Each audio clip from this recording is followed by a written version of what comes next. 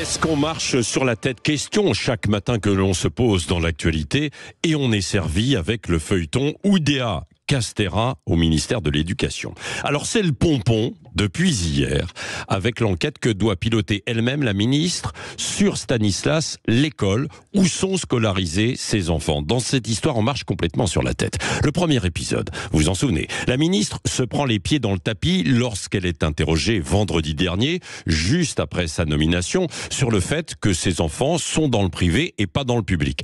Elle se justifie maladroitement en bafouillant qu'ils étaient dans le public, que faute de profs en classe, trop d'absence, elle les a inscrits à Stanislas, qui était quasiment en face de chez elle. Bah oui. Premier bug dans ce feuilleton, parce qu'on a l'impression que la question du journaliste n'a pas été vraiment anticipée. Et pourtant, c'est élémentaire. À chaque nomination de ministre de l'Éducation, on y a droit.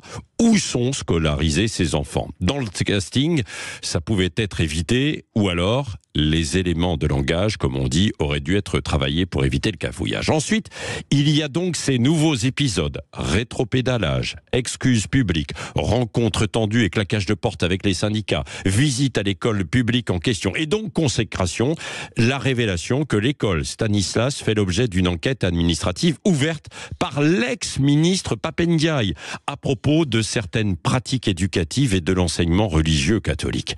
L'enquête est en cours et c'est donc la ministre qui avait mis ces trois garçons, qui a ces trois garçons toujours dans l'établissement, qui va devoir gérer le dossier. C'est cocasse, situation pour le moins ubuesque, ça va être compliqué.